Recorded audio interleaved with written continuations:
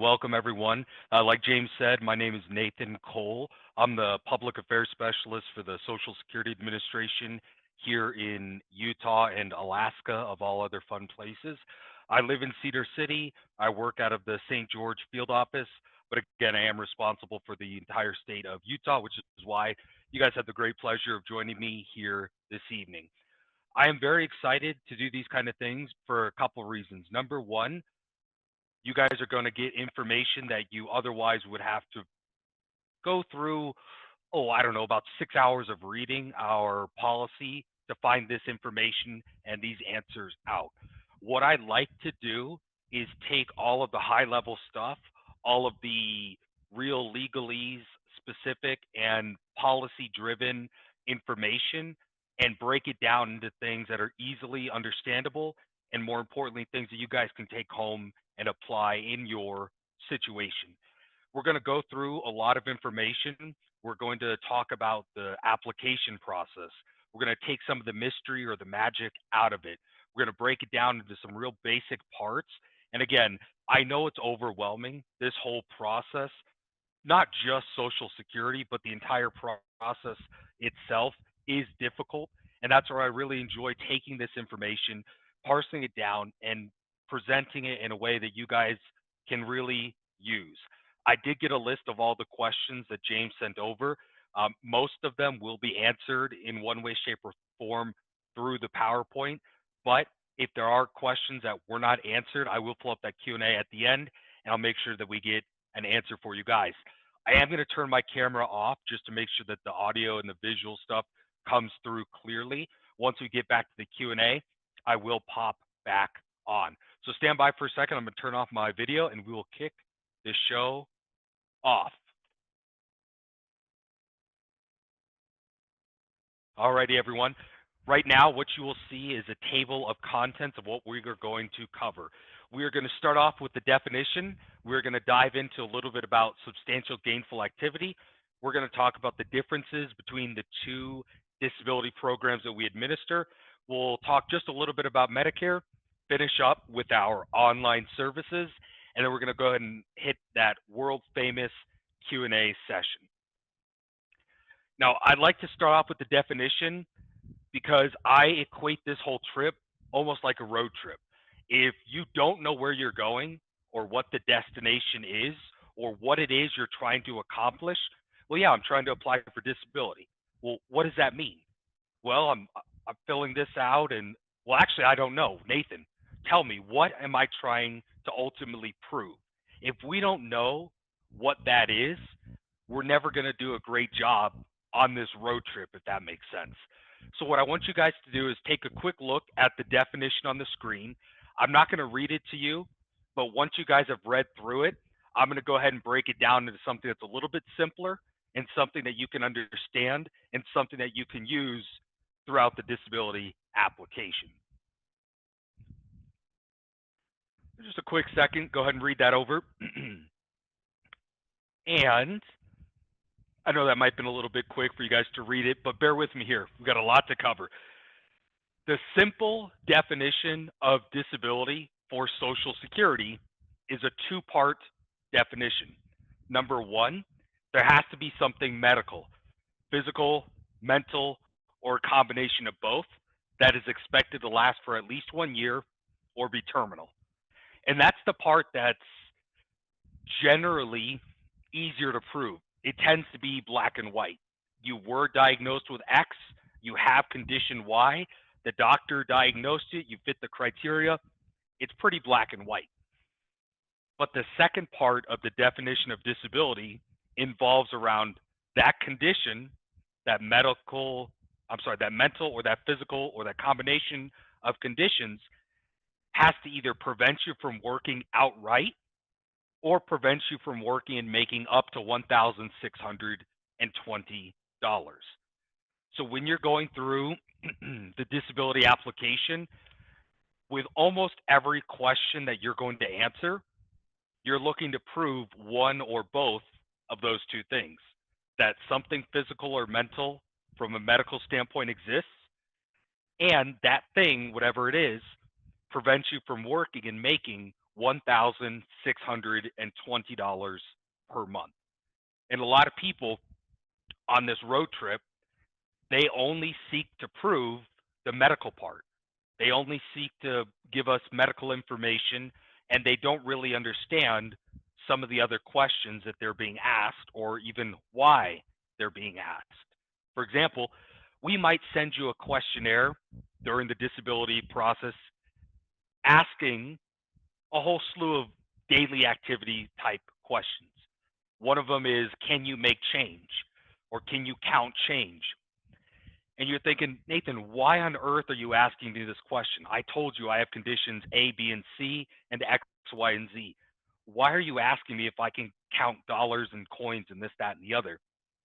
Well, that's going to give us a gauge in that specific question on perhaps your ability to work, maybe as a cashier or other types of jobs where you need to be able to make change. And Nathan, again, I'm still not tracking. What's the point of this question?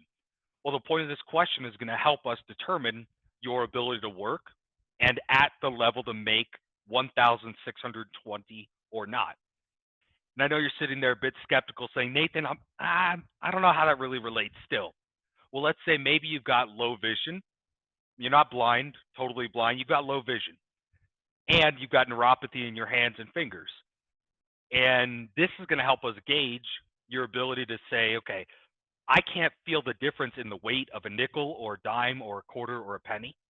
I can't really see the different shades and colors and features between a dime, a nickel, and a quarter. I can't feel the texture on the outside of a nickel where it's smooth. A quarter and dime have the ridges. So if you think about things in that aspect when you go to answer these questions, you're going to be way ahead of the power curve. So when you get these questions, when you're filling out the application, and they're not trick questions by any means, but when you understand the two perspectives or the two definitions or the one definition that's two part that we're trying to navigate, that's where it's going to click, and that's where you're going to say, this is my chance for however long this disability application takes, which is probably going to be 7+ months. This is my chance to put all of my effort, all of my energy into a complete and thorough application on day one. So a lot more than you bargained for, just that simple definition, but I'd like to take that much time on that definition slide because it does set the tone for almost everything that you will do. So as far as applying for disability benefits, generally you're going to apply as soon as you become disabled. If you didn't know about the disability program, you're just finding out about it now for the first time. Obviously, if you didn't apply as soon as you became disabled, the next best time to apply is going to be right away. Now, there are some technical issues that go around with timing of an application, and we'll talk a little bit more about that, especially for children and as they turn 18. But in general, apply for benefits as soon as you become disabled. The processing time can take, on average, anywhere from 6 to 8 months. There are some states where it takes 12+ months. Utah's not one of them. We're right there in the average, about 231 days. We're right at the national average. That third bullet point there, I can't really change these slides too much. I have to use what we are allowed to use. So again, if you give us information that we ask for, we may be able to process your application faster. But I'd like to take this one step further. And when you complete the application, the questionnaires that we might send, it might be a seizure questionnaire, it might be a pain questionnaire, it might be whatever questionnaire it is. You need to put on that definition hat that says, I'm trying to prove one of two things. I have something, and or it prevents me from working and making $1,640 per month. So I need to be as detailed in my answers as possible. When they're asking me, can you take care of pets? So, well, that seems kind of trivial. What does that have to do with anything? Well, there's a certain level of responsibility that comes with keeping a dog alive, that comes with keeping fish alive, that comes with keeping, a herd of sheep alive. There's varying levels, and the answers that you provide to us are maybe not are, but could be the difference between we don't have enough information or hey, you know what? Based on the information that they provided that was corroborated and backed up by the medical records, their impairment is this severe. Versus, hey, we don't really know. When we asked them if they could take care of pets, they left it blank. Or they wrote yes, but they didn't say what kind of pet they had. Or they didn't say, yeah, I've got a goldfish, but honestly, Johnny forgets to feed it every day or he feeds it way too much. So it's really just there for his enjoyment. He doesn't take care of it. Okay, I understand. Johnny can't follow a simple instructions, routine, needs repeated guidance. So that's really the perspective that you're going to want to have as you fill out and return any forms to us. Now, as far as applying for disability benefits, the company motto, and I don't just say this because they pay me to say it, there is some benefit to doing it online, but number one, we recommend that you do it online where possible. Couple of numbers of reasons why that is a good thing. Number one, you can apply for disability benefits online at almost any time of the day. You can do it in the morning, in the afternoon, in the evening, on the weekends, as long as our online systems are up and running, which they usually are, except for a very short period of downtime on the weekends, really early in the morning. Apply online at any point. You can start the application, you can save your progress, you can come back to it later. So if you're getting a little bit frustrated with the questions or you don't know the answer, hey, guess what? I can save my progress, go do what I need to do, come back with the answers. Or, hey, I've got to take the kid to baseball practice. I'm right in the middle of this application. What do? You save it, you go do your thing, you come back later. So it gives you that flexibility to do it at your own pace. And number three, it gives you that flexibility to take a look at what we're asking you. I equate the disability application almost, or the process, almost like a pop quiz, right? If you've never done it before, you have no idea what we're going to ask you. So you're going to go into it, I don't know if I have everything. I've got all these papers. I don't know. And if you do it online, guess what? You can take a look at the questions. You can come back to them. You could fill it out at your own pace. You can look up the answers. You can take a break. You can do all of that, right? Versus if you call for an appointment, we've got phone appointments. We've got in-office appointments. Most offices do. But it's probably 3+ hours worth of work that you and I are going to have to get through in about an hour and 15 minutes. It's going to be exhausting. And again, I'm not discouraging you from applying over the phone or in person. From personal experience, it is an exhausting process. Even if you have all of your ducks in a row and you know what you're doing, if you haven't done it before, don't have all your ducks in a row, I really suggest filing online for that pace that you can set. And that way you don't get frustrated and say, yeah, I think that's it, when in reality, that's not it, but you just wanted to move on and be done. So again, apply online. I don't say that just because they pay me to say it, but there are several distinct advantages to doing so. Now, before we dive into what happens next, I want to talk briefly about the two disability programs that we administer. We have SSDI and we have SSI. And now, for the life of me, I'll never understand why they didn't come up with a better name or a more different name to separate the two, because they get confused and mixed up all of the time. So let's talk a little bit about SSDI. That is the disability insurance that somebody may qualify for based on their work history. So you're working, you're paying into the Social Security system. If you become disabled, you may be eligible for Social Security disability insurance based on working and paying into the system. Not a needs-based program. There's not a income and resource limit. It's, hey, did you pay into the system long enough? Are you disabled under our rules? And obviously there's a lot more that goes into it, but if those two factors are met, you might be approved. The other side of the coin is SSI, Supplemental Security Income.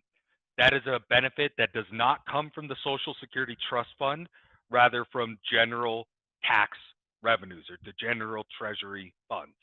It is a low income and low resources program, and it pays benefits to people with low income and low resources who are either over the age of 65 or people of any age, including children, who are blind or disabled. And I'm getting a little comment there. Hard to read the screen. Image is blurred over. Let me stop sharing and reshare. I think that might fix some of those issues. Sorry about that. Stop share. That seemed to take care of it. And I'm going to reshare that there. Looks good. Okay, awesome. So the SSI program, like I said, is for people with low income and low resources who are over the age of 65, or people of any age, including children, who are blind, or people of any age, including children who are disabled, who have that low income and low resources.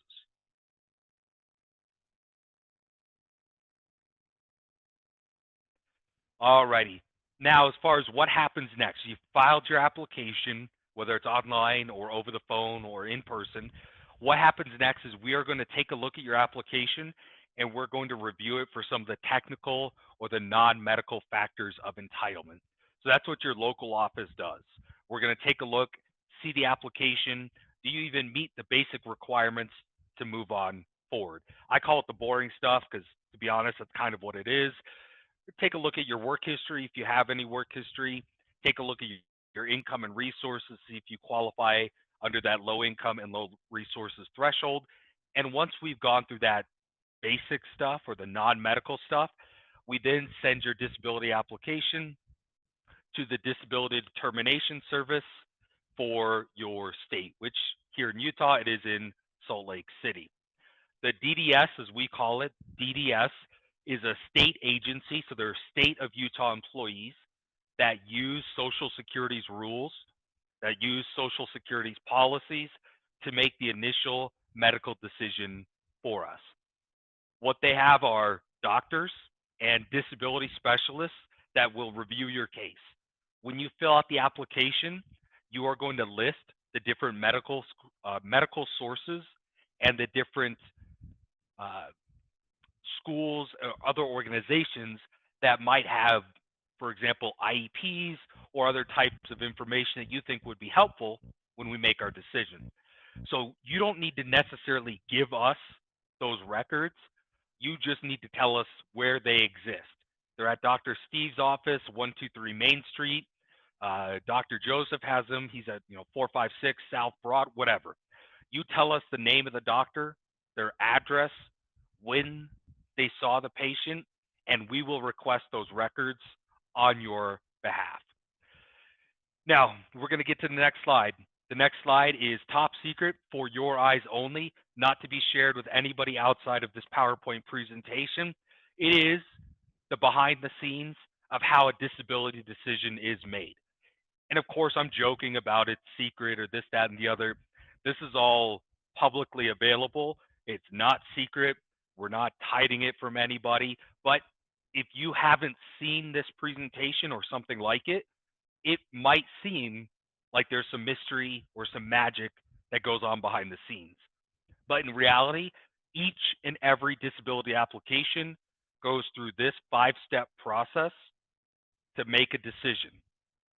And if you remember, the first part, the definition, it revolved around there's a physical or mental medical issue, and that prevents you from working and making that $1,620 per month.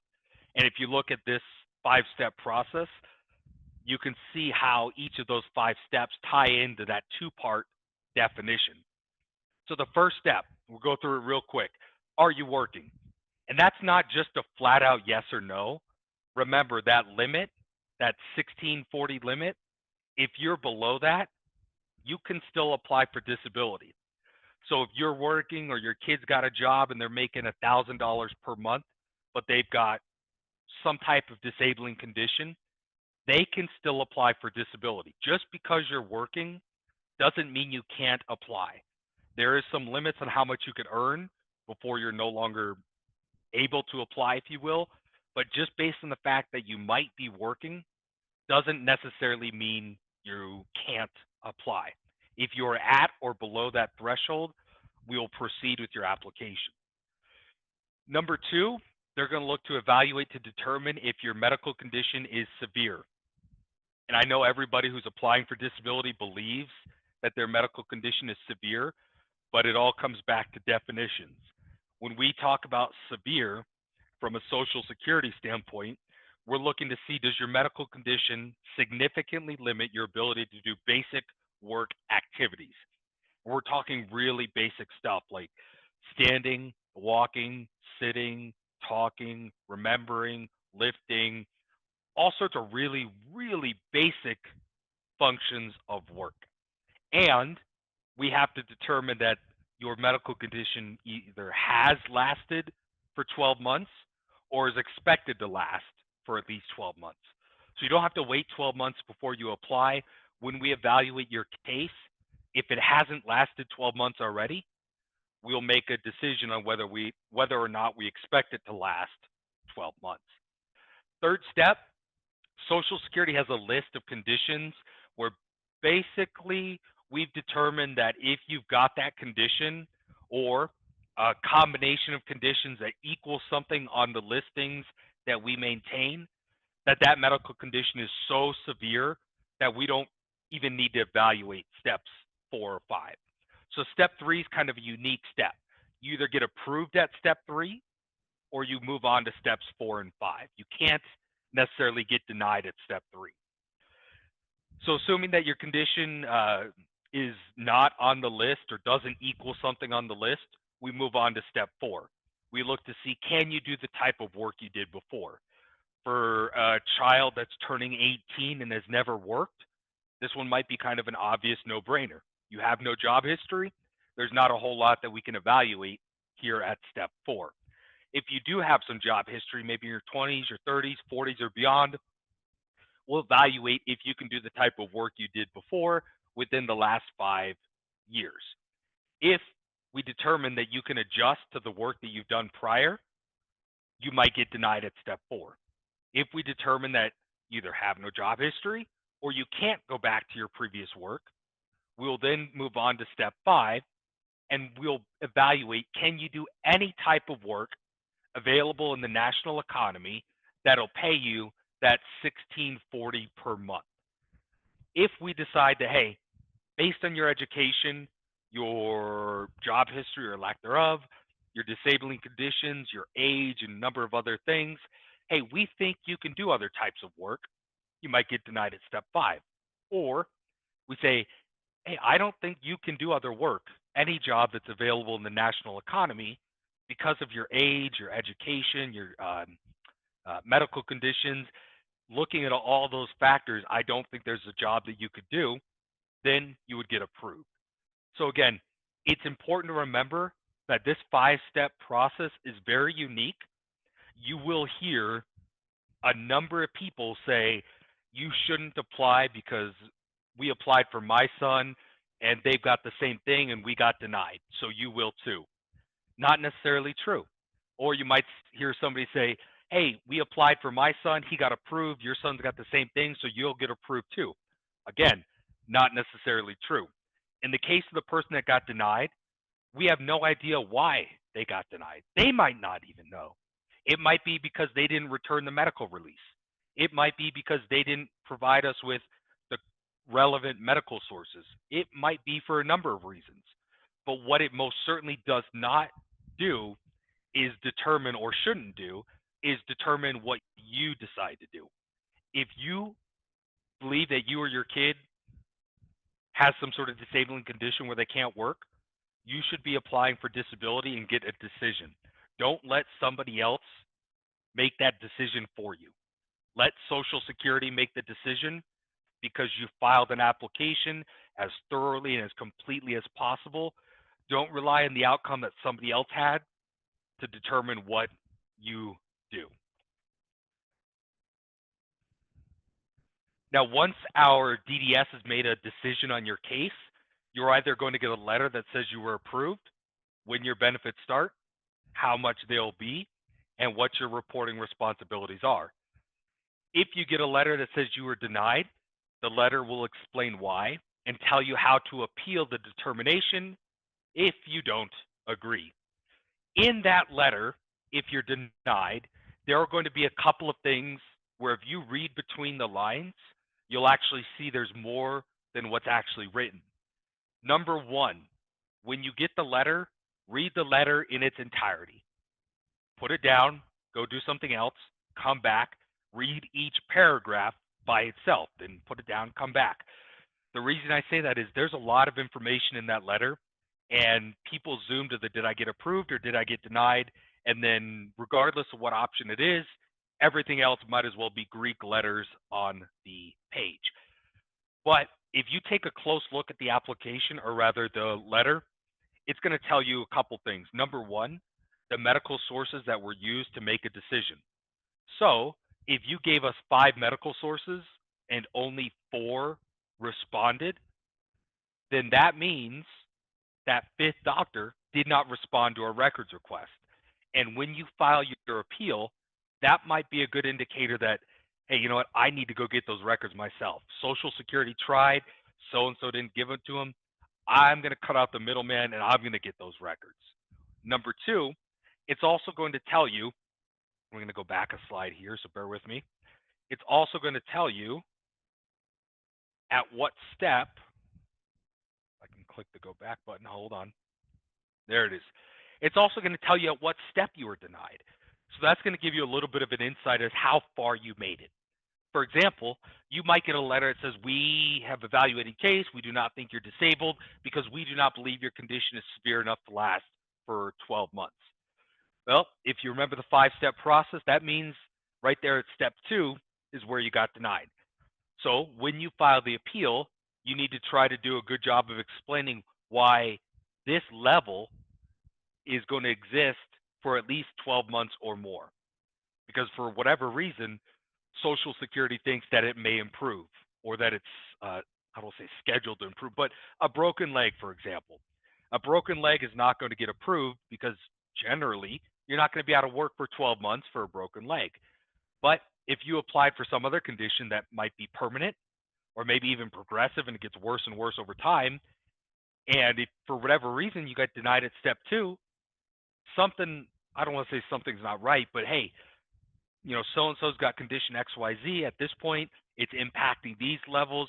The doctor projects that over time, within the next few months, it's only going to get worse. These conditions don't improve. And generally, if it's a condition that's, you know, permanent, never going to improve, there's obviously a number of things that are like that. You're probably not going to get denied at step 2, but I'm just throwing out some examples of where you can say, okay, this is where I got denied. That's what the step level it's at. This is where I need to sort of strengthen my argument in my appeal. So let's say you've got somebody with no job history. So they get down to step 4. Can you do the type of work you did before? They say, well, there's no job history. So we move on to step 5. And they say, hey, based on X, Y, and Z, we think you can do other types of work. All right, well, this is where I need to really highlight the struggles that he or she would have doing any other types of work. And going back to those questions and those examples and whatever other letters and statements that you'd like to include or provide, that might give you some insight on where your application was quote unquote weak and where you have the opportunity to make that appeal a little bit stronger. Now, if you get denied and you want to file an appeal, you have the right to appeal the decision. Like with most everything in the government, maybe I shouldn't say that, but in this case, the decision that we make is not always final. You can appeal the decision, and what will wind up happening is you'll have the opportunity to provide any new evidence, and we will send it back to the DDS office. A different examiner will look over the initial stuff, anything provided within the reconsideration or that first appeal, and they'll make a new medical decision. So if you get denied at the first point, it is not an end-all be-all final decision by any stretch. If you disagree with it, you need to file the appeal within 60 days of that decision notice. There are several levels of appeal, all the way up to eventually suing Social Security in federal court. Happens, I don't want to say all the time, but it happens. So don't just take that first application at its face value as the final decision of Social Security. There is no rule, there is no law, there is no requirement that you apply and get denied twice before you get approved. There is no truth to that. What, and again, this is maybe anecdotal and me kind of filling in some gaps here, but what generally I would see is that initial application might get filed and it may not be a great high quality application because they're just trying to get it over with. Just want to get it done. They get burned out by the length of the application itself, so they maybe don't do as thorough of a job. They get denied. Then they file a new application. They do a little bit better, and maybe they get approved.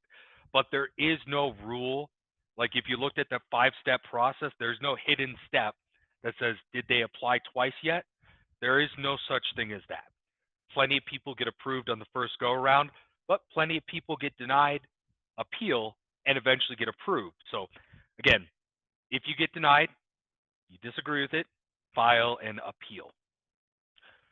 Real quick primer again about SSDI. That's the disability program for people who worked and paid into the system.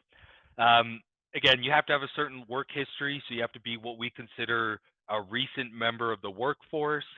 For younger people, it's less of a time duration. For people over the age of 31, you have to have 5 out of the last 10 years of work. And obviously, the younger you are, the threshold's a little bit easier or less. But again, you do have to work and pay into the system to qualify for SSDI. Now, I leave this slide in here for a couple of reasons, especially when we're talking about, primarily children, maybe young adults. Maybe they got a spouse, maybe eventually they have a spouse, but we're going to switch gears here for a minute. Let's say that you've got a child, they're now 34 years old, and you're 62. Mom and dad are 62, they're getting ready to retire. Child has been disabled since birth, child has never worked. Let's just say the child's on SSI or the disability program we're going to talk about next. Mom and dad go in to apply for retirement. We're going to ask them, when mom and dad apply for retirement, do you have any children under the age of 18? No, I've got a 34-year-old. We'll say, do you have any kids that are still in high school? No, I just have the 34-year-old. Do you have any children that were disabled before the age of 22? You're going to say, well, yeah, Johnny, but he's 34 now. Well, when did he become disabled? Well, since birth. I'm oversimplifying it, but Johnny, even though he's 34, might be eligible for what we call disabled adult children's benefit from mom or dad's record, which usually ends up being a higher benefit amount and may also entitle Johnny to Medicare after he's been on benefits from mom or dad for a couple of years. So I leave this slide in here just to highlight that in most cases, if we're talking about a child that's been disabled since birth, they're going to be on SSI at some point, and maybe, assuming they meet all the technical requirements, they might eventually be eligible for SSDI based on mom or dad's work history. And again, that's something when you guys go to apply for any type of retirement, if mom or dad pass away for survivor benefits, or if mom or dad become disabled, if we've got a child that was disabled before the age of 22, they may be eligible for benefits from your record. Alrighty, now we'll get into supplemental security income. Again, SSI, supplemental security income. It's not Social Security income. It's not Social Security anything. It is supplemental security income. It's a federal Nathan, program for people with low income and low resources. Or Nathan, rather, yes, James, go ahead. it's blending again. I just thought I'd let you know. For some Okay, reason, good call. Let me stop sharing. It must be something on my Zooms. And hang on, guys. thanks, Nathan. Yes, of course. Thank you. So SSI, Supplemental Security Income, is that federal program for people with low income and low resources. In order to qualify for it, outside of the low income and low resources factor, you have to be over the age of 65 or people of any age, including kids who are blind, or people of any age, including kids who are disabled.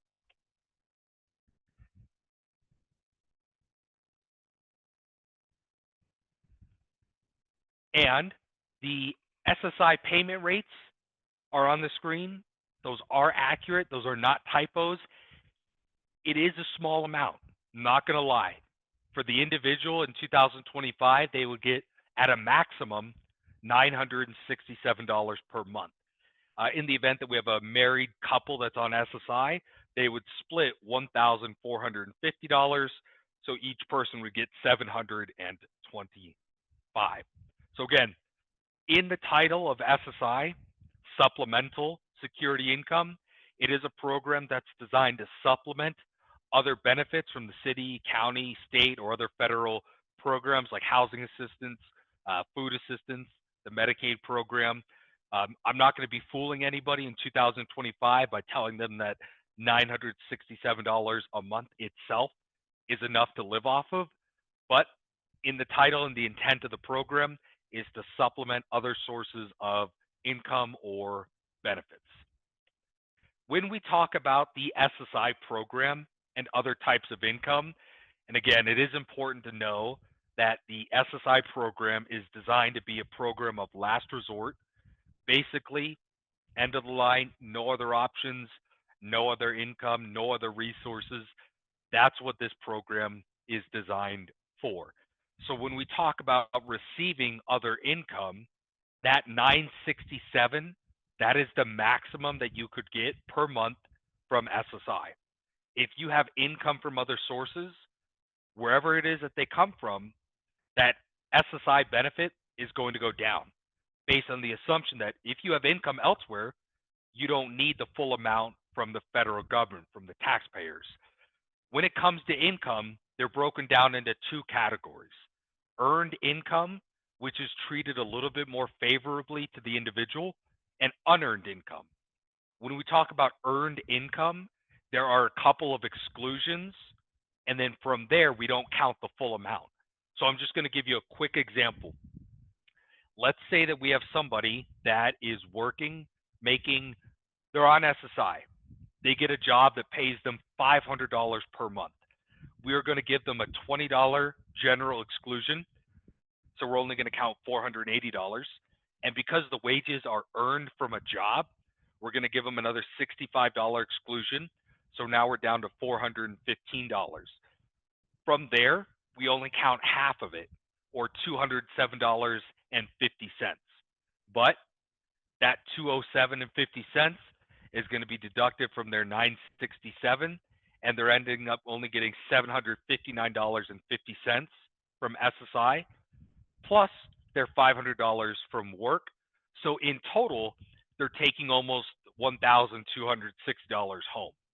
So there is an offset. It works out to be a little bit less than 50 cents per dollar that they earn gets deducted from their SSI.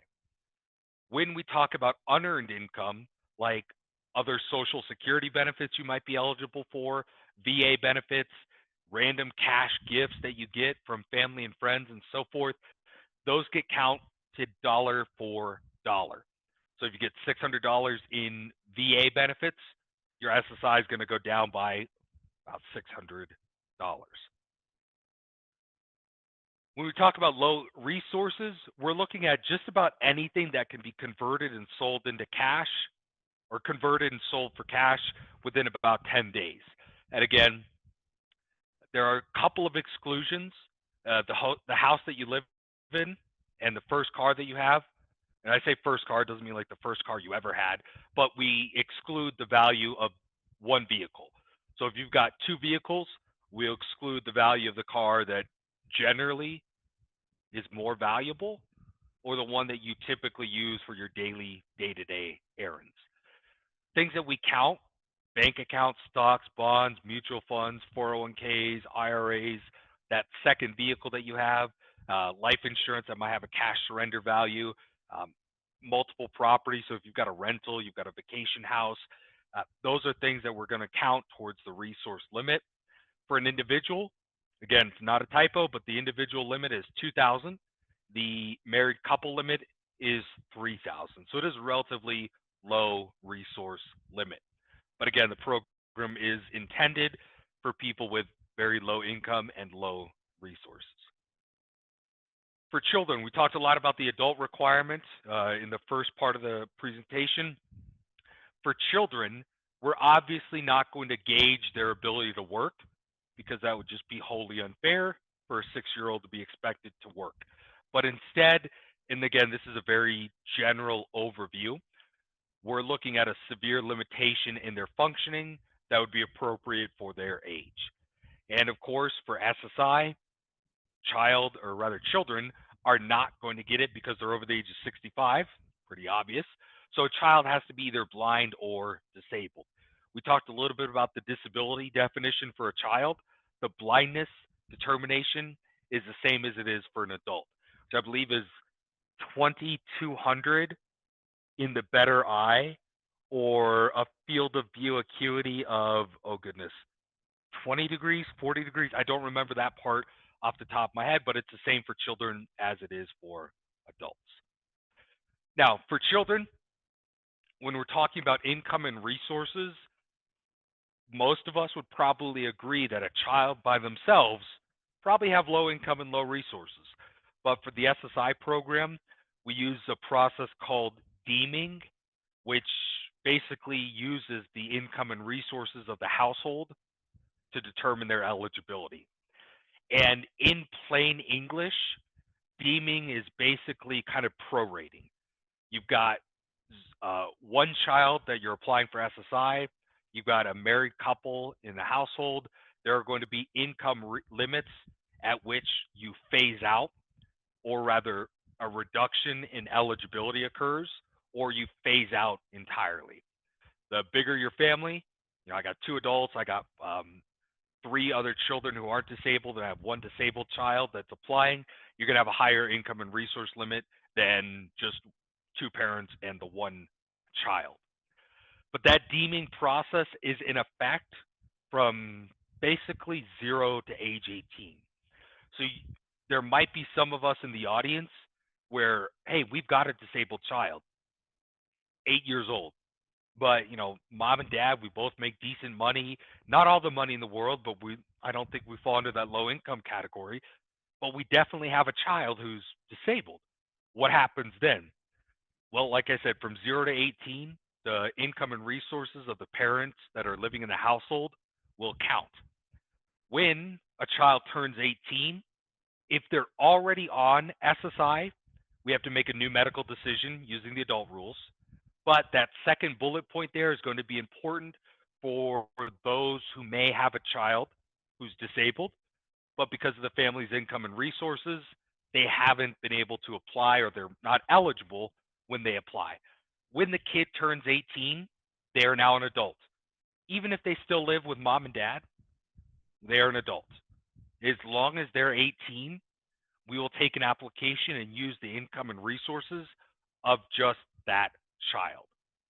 So again, what do I do if I've got a kid? I don't think we're low income because mom and dad, we make X per year and we're okay. But nevertheless, we still have a child who's disabled. When the child is 18, I know it says as early as the day of the 18th birthday, wait until they turned 18. Have the birthday party, call a couple days later, or file the appointment or the application online a couple days later. It's one of those instances where waiting a day or two, not going to matter, not going to change anything, not going to decrease eligibility. It's not going to make them eligible later, less. Don't do it too early, because if you do it too early, the application might still get recorded as a child, because the system will say, hey, they called for an appointment February 5th. We gave them one March 8th. The kid's birthday is February 9th or whenever.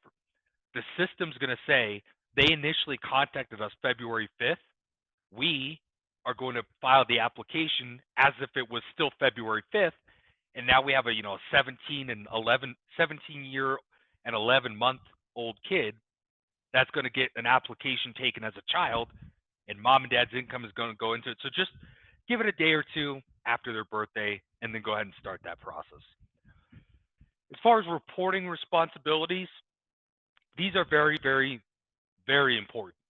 There are very few overpayments or adverse actions that occur to somebody that is on benefits that are I don't want to say Social Security's fault, but 99 times out of 100, an overpayment or some sort of issue is going to result because somebody didn't report what they needed to timely. As far as the timely aspect goes, when do I need to report any changes? The changes need to be reported no later than 10 days after the end of the month in which the change occurred. And that's not a complex sentence, but I'm confused after reading it, and I do this for a living. So what I do is I say, guys, listen, I'm on SSI. I get a job March 8th.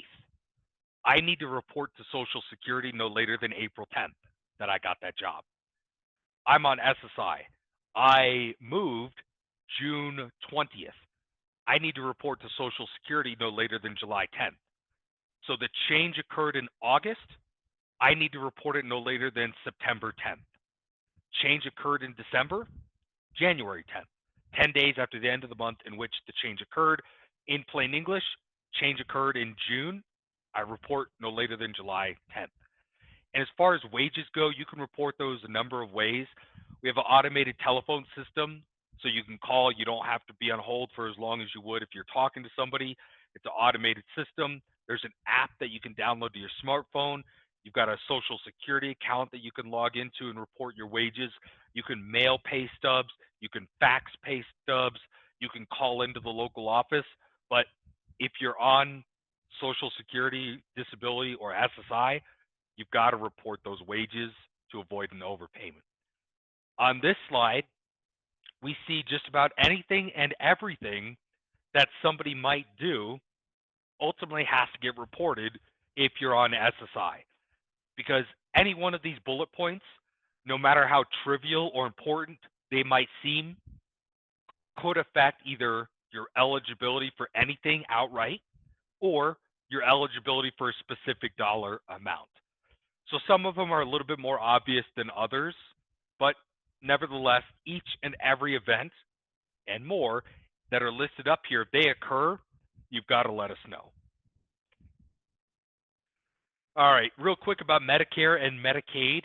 Medicare is the health insurance program for people generally over the age of 65 or for people who have been getting Social Security disability insurance for 24 months. So if you're on SSI, you're not getting Medicare. If you're on SSDI, because we got Johnny, he's 34, mom and dad applied for retirement, so now Johnny is trying to get disabled adult children's benefits, which are technically SSDI benefits. Once Johnny's been on those for 2 years, he would then get Medicare. But if Johnny's only on SSI, he needs to explore Medicaid through the state using the office, the Department of Workforce Services. Here in Utah, the systems kind of interact and talk a little bit to keep it general, but as far as getting Medicaid, you need to go to the Department of Workforce Services directly. ABLE accounts, got a little bit of a background on this for you guys. We are not administrators of ABLE accounts. We did not create ABLE accounts. We do not manage or maintain or do anything with ABLE accounts, but I just want to share some information so you guys know what it is and why it might be of interest. Number one, ABLE accounts have been around for just over 10 years, and ultimately what it does is allows people with disabilities and their families to save money, and in some cases, and we'll get into this, in some cases, above and beyond those resource limits like we talked about. As of now, I think you have to become disabled before the age of 26. However, I think that is supposed to change to an older age. I don't know if it's this year, next year, but just something to be on the lookout for. As it stands right now, I think you have to become disabled before the age of 26. What the ABLE account does for you as it relates to Social Security is it allows you to save up to $100,000 without affecting your benefits. The money in an ABLE account can be used to cover what we call qualified disability expenses. There's a whole bunch of them, but some of the more, I'll say, obvious and routine ones that you could use: housing. Somebody that's disabled needs a house, right? Education, healthcare, transportation, job training. So there's a lot of fairly routine expenses. So it's not like, in my opinion, you're saving up $100,000 for that 1 in a million lifetime chance of an expense. There are some pretty common expenses, and our website has a pretty in-depth primer on able accounts as well. But just something you might be interested in if you're looking to save resources above and beyond that limit. And again, the ABLE Act website's there. I think Utah administers. I think Utah administers their own ABLE Act program, but you can sign up for them there. Our website, SSA.gov, in all of its glory. If you haven't been there recently, this is what it now looks like. This is where you can apply for benefits. This is where you can check the application status. This is where you can appeal a decision. You can do a whole lot online. If you have a My Social Security account, you can do a whole lot more online. If you don't have one, that's okay. If you do have one, great. But if you don't have one, go ahead and pay attention here. Number one, I won't go through all these. You're going to need to create an account. Very important. You'll use login.gov or id.me credentials if you already have those. You may have those through other websites that you frequent. If you don't have either one of those, you'll be directed to login.gov to create an account, verify your identity, and then from there, you'll be able to link it to your personal My Social Security account. Once you create an account, if you're not getting benefits, you can take a look at estimates for how much you'll get as a retiree, how much you may be eligible for as a spouse. You can get a replacement Social Security card. One of my favorite things about Utah, of many, but from a professional standpoint, you can get a replacement Social Security card online if you have a Utah driver's license or a state ID. So you got a kid going off to college, the military, a job, whatever it is that they need, they're over the age of 18 and they've got an account with the driver's license or an ID, they can get a replacement card. You don't got to drive them to the office. You don't have to take time out of your day. They can do it right then and there online. They will mail them the card. Same thing if you need one. Maybe you misplaced it. You need to sign up for health insurance, and for whatever reason, they need your Social Security card. You're changing a job. You forgot your number.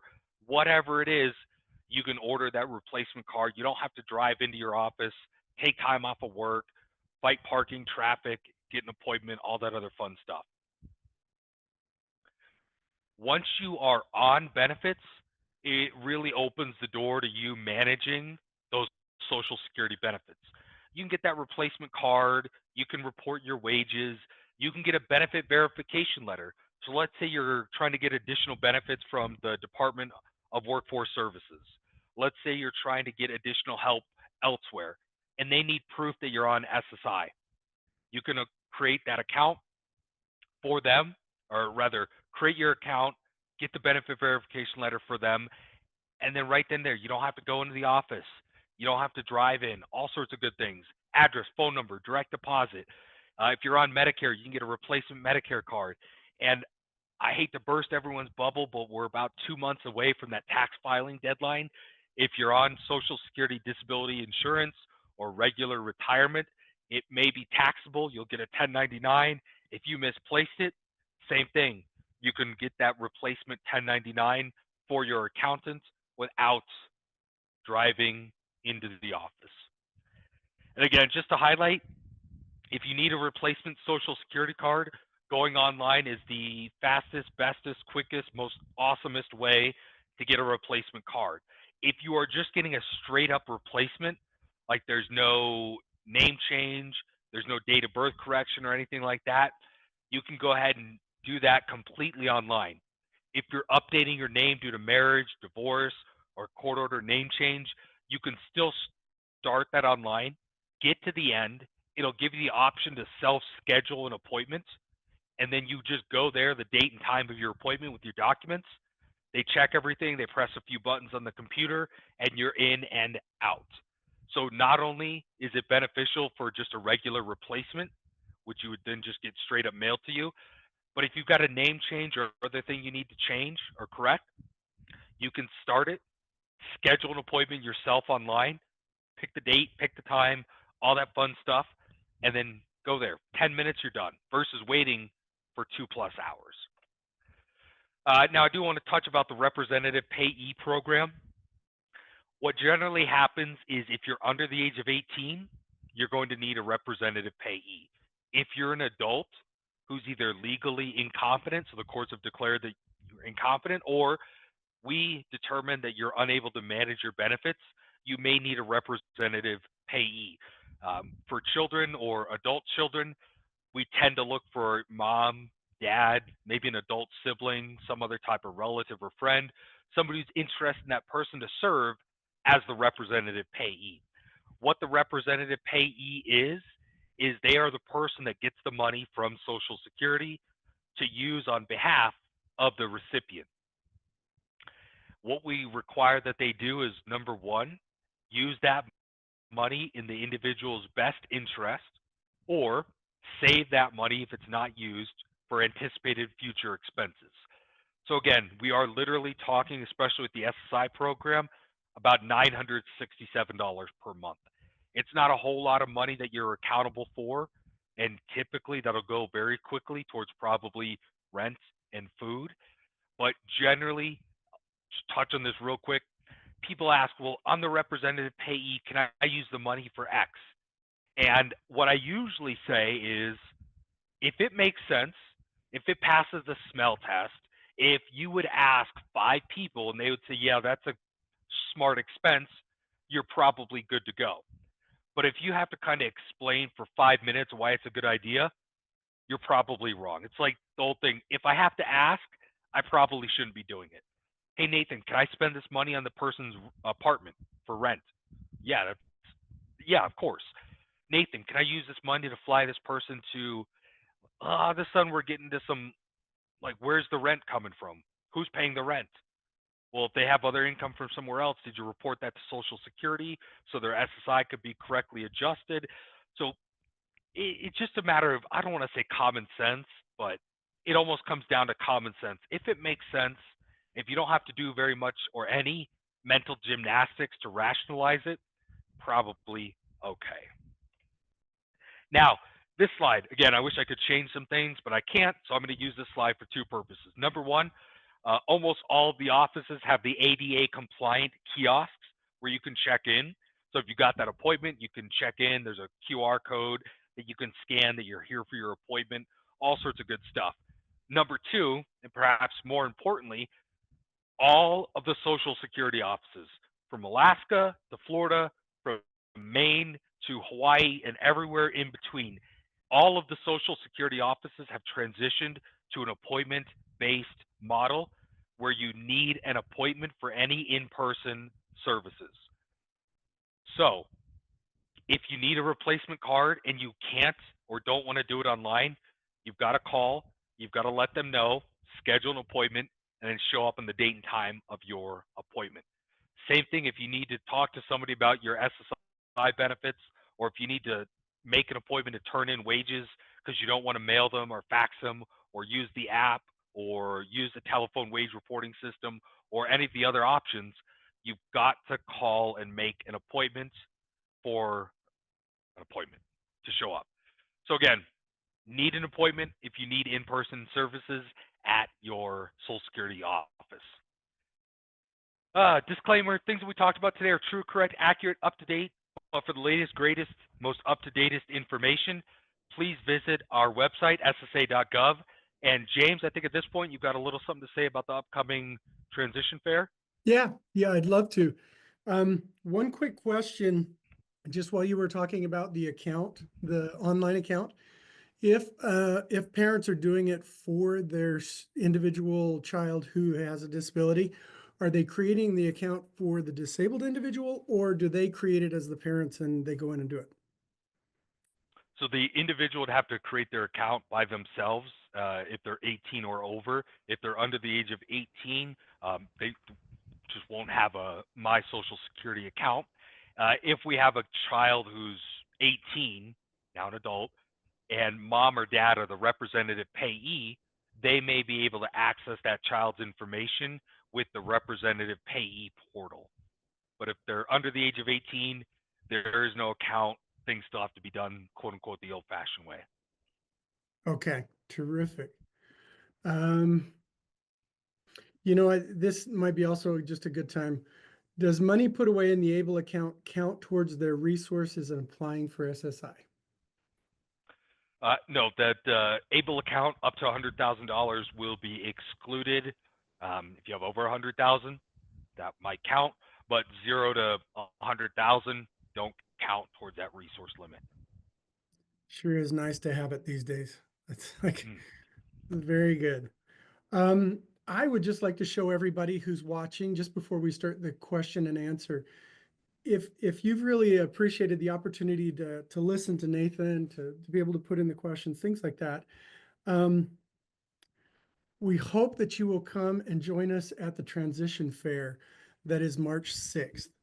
I would like to just show you our website, and the way to go there, if you just type in davis.com and then you do like a / transition, it will take you to a website that'll give you some information about different aspects of transition as students start hitting at that secondary level and preparing for adulthood. But I wanted to point out that we have a free annual transition fair. And so there's some information about it that can help you prepare. And it also asks you to pre-register so we can push out some information to you. Then we also have all agencies and organizations, which is a list of just a variety that come to the transition fair. And as you can see down here, Social Security Administration, and you'll find some of this information like the website and last year's webinar. So I want to kind of point these out to you so that you know that there are some other available resources. And then just really quickly, I would like to make sure that you know about the main page, because when I push out this webinar recording, I will put it on here just as we've done with the Weber State one that we did earlier in the year. So I just really want to make sure everybody knows there are these opportunities and we continue to push them out and keep them going. So I hope that that's helpful. I'll stop sharing this, but if you have any questions at any time, you have my email, you can reply to it. I'd be more than happy to respond and try to help you any way I can. I'm going to stop sharing. And Nathan, another question, this is good because it looks at the interaction between SSDI and SSI. This person writes, my daughter receives benefits from her father's death. Does that income count as household income? And then she's 13 and has autism with sensory processing disorder. I was told when we received his Social Security from his passing to apply again when she turned 16 because she wouldn't qualify until then. I would I would need more information. I think there's probably some disconnect because the child should receive benefits from dad's record up until age 18, regardless of disability. Age 16 and a disability comes into play for the surviving spouse to potentially continue to receive benefits. But that would be something that I would need to look at the beneficiary's record to be able to decipher between what you were told and what you're saying and where the truth actually lies. So that might be a little bit too specific for me to be able to answer in this forum. Okay. It sounds then like scheduling an appointment at the Social Security agency would be a good thing. They can look at the Call details. the office, and I do want to, while we've got a number of people still here, I want to go ahead and throw this back up on the screen. This Okay. is our Social Security website, ssa.gov, like I said, in all of its glory. All sorts of good information on our website. If there's anything super important, we will throw an alert up here, like the Social Security Fairness Act that was just passed here, I don't know, a month or so ago. There's a whole bunch of good information in this hyperlink, but for you guys, ssa.gov, scroll all the way down to the bottom. And I know it might get a little blurry, but just keep on scrolling until you can't scroll anymore. You're going to get down to the bottom where it says support. and then it says find an office. You click find an office. It's going to take you to this web page, and it's going to say, hey, try to use our online services. And of course, try to use the online services. But if you still need help, scroll down to locate an office by zip code, click that button. Another one of my things about Utah that I love from a professional standpoint is if you plug in this random zip code, it'll tell you what your local office address is along with the phone number to that office. So if you're here in Utah and you plug in your zip code, you'll be able to call your local office. We have the national 800 number that most of the rest of the country has to use. But here in Utah, we can call the office directly, or we can call the 800 number outside of regular business hours or even during regular business hours if you want. Let's say, I live down here in Cedar City. I don't know, where do I go? What do I do? I type in my zip code, and boom, St. George, 866-446-7085. I call that number. Somebody at that St. George office will answer. So you guys have two ways to skin a cat, so to speak. You can't get through on this one, try this one. You can't get through on this one, try this one. It's after regular business hours, try the 800 number. But you've got a few different ways where you can get in touch with a local office. I also wanted to show there was a couple of questions that were emailed. What are they going to ask me on the application? The actual technical application is the SSA 16. It's real boring. It's real basic. Address, name, where were you born, social, nothing important. Okay, there's important stuff, but nothing you need to worry or stress about. The meat and potatoes of an application is going to be the SSA 3368. So if you're thinking, well, what do I need to do to get ready for my appointment?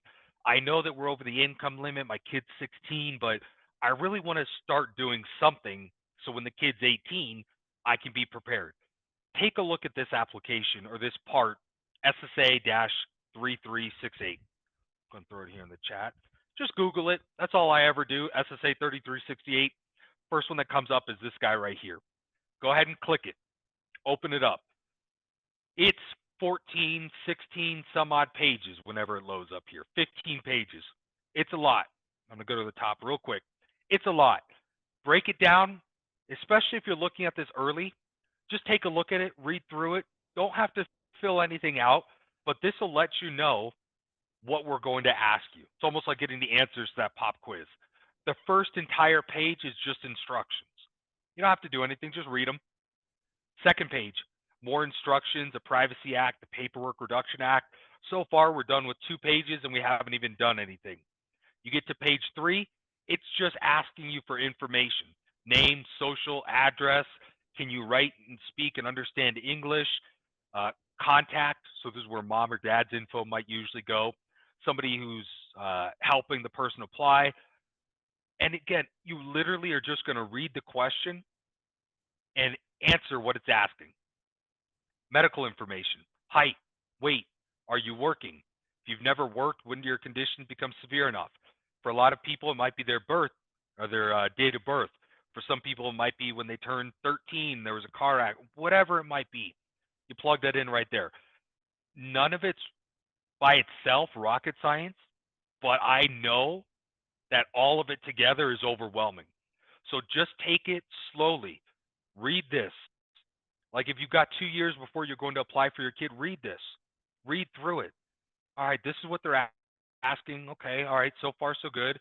Education, special education, the reason for special education, the name of the school.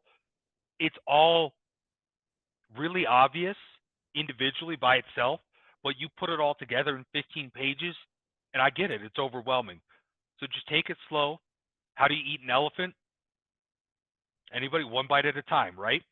So what you'll do is go through this section 1 page at a time, 1 page at a time, and just become familiar with the questions that it is asking. And then let me go to one more form, if I can remember the form number. Yep, I'll put that in the chat too, SSA-3373. This is that function report where you're going to really want to keep that definition in mind, that medical and then that vocational or that ability to work kind of thing. And where do we end up? Page 4. Oh, right there. Number 8. Do you take care of pets or other animals? Yes or no? Then there's a space to provide information. Well, yes, I've got a cat, but it's pretty low maintenance. I don't have cats or know what they do, but you put in what you do for the cat there. Does anybody help you care for the animals? Yes. You know, Mom actually does everything. Cat just kind of really my emotional support animal, whatever the issue might be. Number 12, personal care.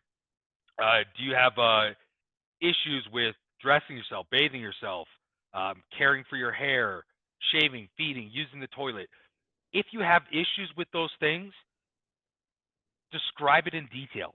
Put the information in there.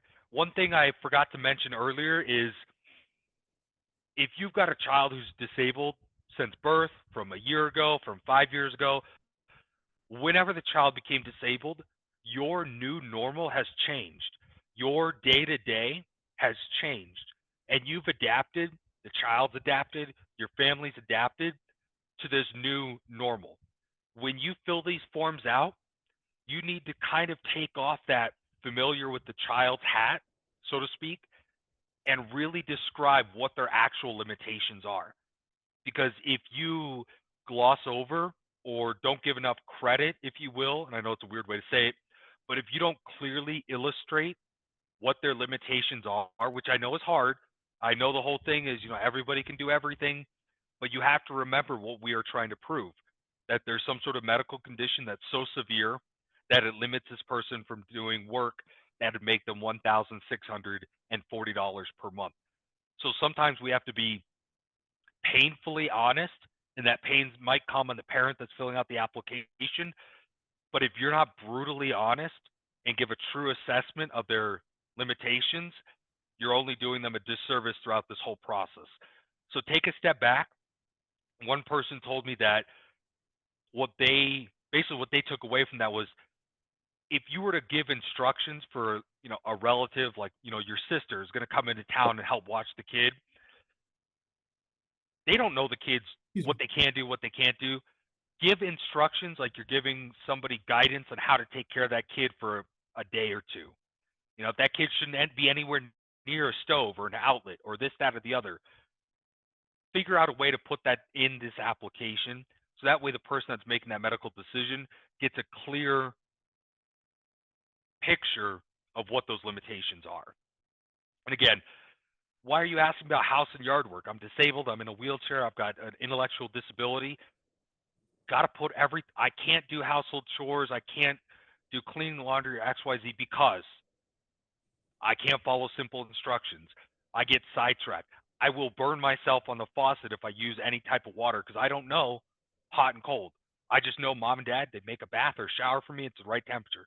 But if I had to do it, I'd have third-degree temperatures or I'd have hypothermia. And I don't want to be overly dramatic or simplify things, but you really, really want to kind of take that approach to filling out these forms. So again, Nathan? sometimes they're not going to. Oh yeah, go ahead, James. No, no, I'm really glad you said that. In the chat, I kind of put in, you know, think about if you had to have some stranger take care of your child for 30 days. They don't know them from anyone, and you have to think about all those different pieces in order to have, safety, hygiene, care, transportation, the whole bit. That's how we try to tell them, pretend you had to go away for 30 days and you had to leave them with somebody that didn't know them. Same approach here, I think. 100%. Yep. Um, 100%. there were a few questions, if it's a good time to. Yeah, I'm done sharing those. Go ahead with those questions. No, I'm so glad you included them because I share those. I like send them out to people when we're talking SSA. I love that those are available. There's one question, remind me what the Able account is. And they started it, but it was really lengthy and they hadn't finished. So it just sounds like, why do it? So the Able account's going to allow you to save money in an account that doesn't count towards those resource limits. So effectively, you have to use it for qualified disability expenses, but those can be fairly routine, like housing, transportation, a number of other issues or things. It just I don't want to say it's a way to get around the resource limit, but effectively it's a way to save money above and beyond the resource limit. I did throw a link into the Social Security's website about ABLE accounts, a whole bunch of information on ABLE accounts and how it affects the SSI program. Basically, anything under 100 grand, we don't count. If you got 101 or 100,000 $1 in there, we count $1 as a resource. Okay. No, I think that's terrific. Is it also seen as kind of a long-term savings similar to disabled individual trust? Yes, I don't know a whole lot about those trusts, but this is very similar in the fact that it's programmed that the money in it can be excluded, which is the biggest thing is, hey, how do I save money? How are they going to afford X, Y, and Z? An ABLE account might be one of those methods.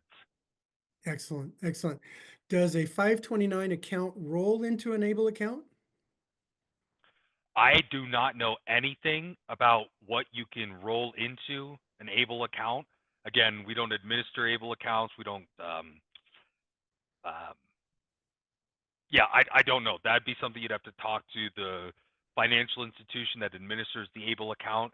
On our website, it does say a limited amount from a qualified tuition plan, also known as a 529, to the SSI applicant's ABLE account. So it does look like there is some ability to roll over, but as far as what those limits are, that's going to be beyond my scope. I'll be honest with you guys. Okay, but they would be able to look on the website and kind of learn a little bit more about that. Yep, and you can do it. You can do it. I just don't know if there's a dollar amount limit. Trying to find answers on our website, but if I find something, I will let you know. Okay. If the child over 18 is unable to create their own account, in other words, the extent of their disability, should the parent just create it for them?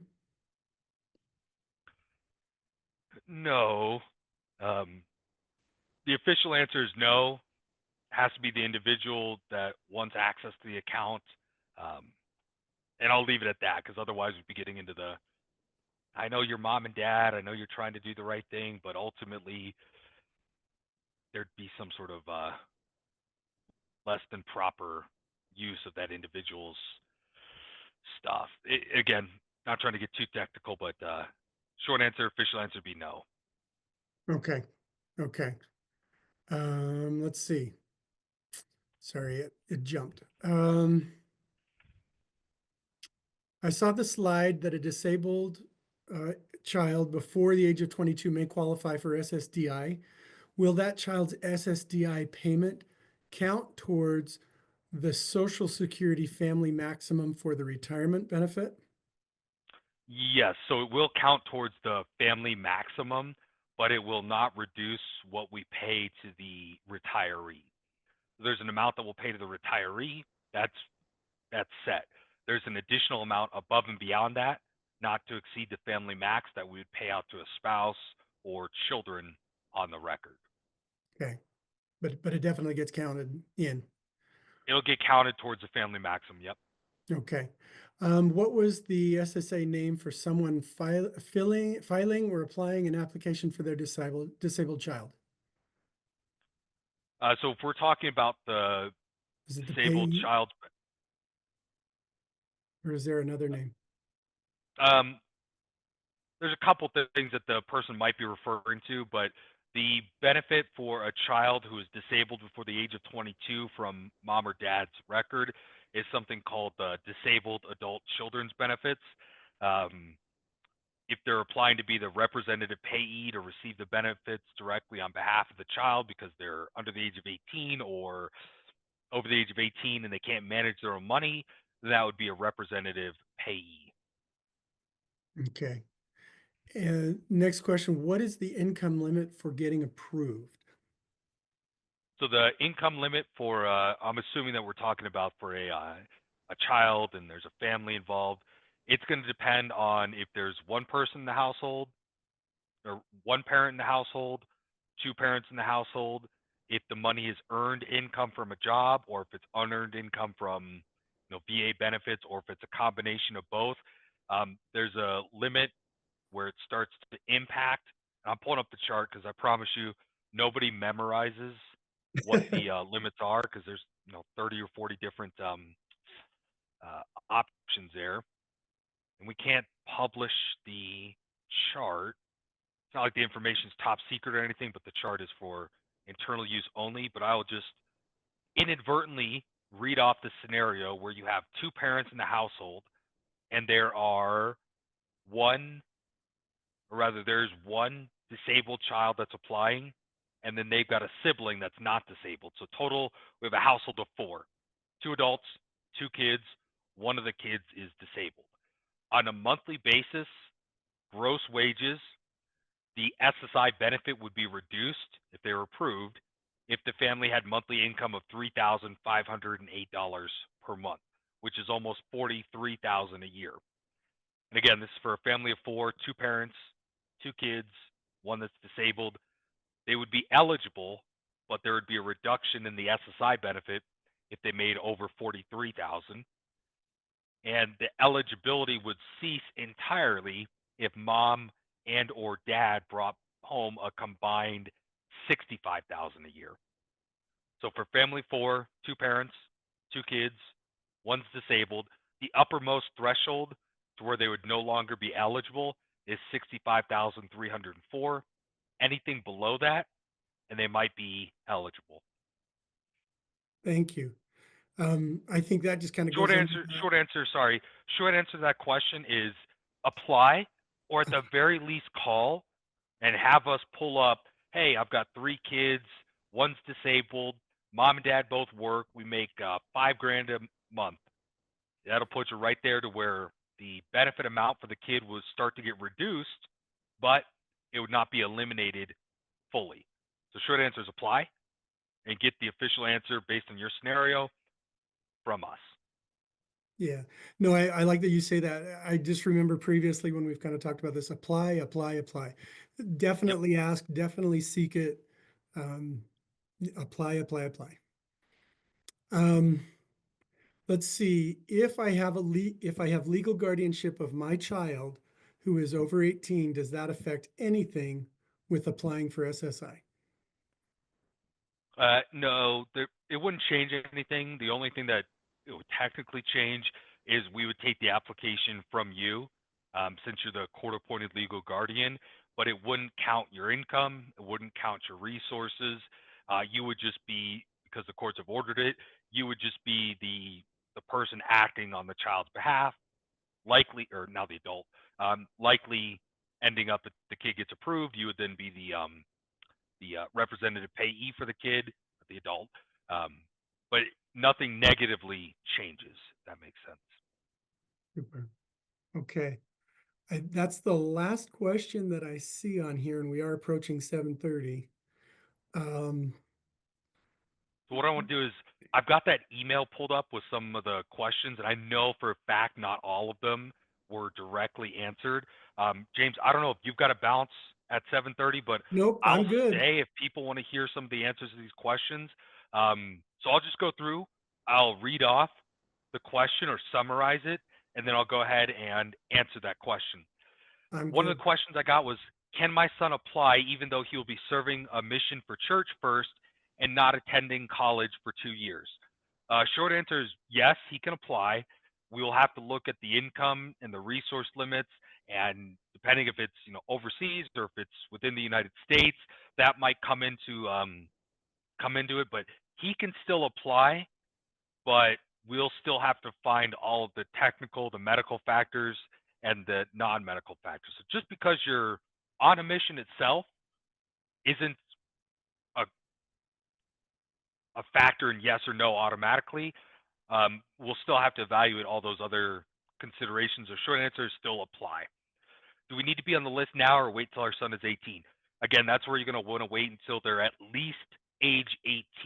If you've already called and confirmed that, hey, mom and dad's income, we put us way over the limit or over the limit period, at that point, there's nothing you need to do preemptively other than take a look at the application, be familiar with it, so that way when you do apply, you're going to submit the highest quality application possible. Fetal alcohol syndrome, severe trauma abuse, and ADHD combined count as a disability, and would it qualify towards this program? And this is where there is no one size fits all answer. There are, outside of what's listed on step 3, which are very, very specific and severe issues and or diagnoses, and even within those diagnoses, they have sub requirements. So it's not just a matter of, oh, I've got this heart disease. It has to be backed up by specific diagnoses to automatically, so to speak, get approved. Short answer is there is no yes or no that I can say, yes, you've got these 3 things, you'll get approved, or you only have this one thing, you won't get approved. There's people with autism that will get approved. There's people with autism that'll get denied. There's people with cancer that will get approved. There's people with cancer that will get denied. Some of them might be for medical reasons where it wasn't severe enough.